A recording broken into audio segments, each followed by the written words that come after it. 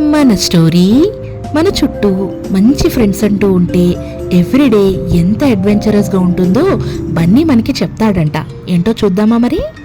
Morning లేవగానే butterflies కలర్ఫుల్గా బన్నీతో ఆడుతూ పాడుతూ ఎంజాయ్ చేస్తూ ఉంటే బన్నీ కూడా వాటితో పాటు హ్యాపీగా ఎంజాయ్ చేశాడంట. అలా ముందుకు నడుస్తూ ఉంటే ఒక చిన్ని టోటాయిస్తో ఎన్నో ముచ్చట్లు చెప్పాడంట.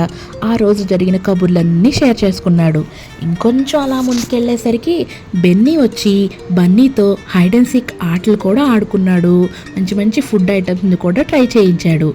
అలా ఇంకొంచెం ముందుకు వచ్చేసరికి కలర్ఫుల్ రెయిన్బో, ఒక పక్క ఎండ మరో పక్క వాన, వాటి మధ్యలో రెయిన్బో, ఇవన్నీ చూసి ఒక సాటిస్ఫాక్టరీ డేగా ఫినిష్ చేసినట్టు చేసుకొని బన్నీ హ్యాపీగా పడుకోవడానికి తన ప్లేస్కి వచ్చేసాడంట.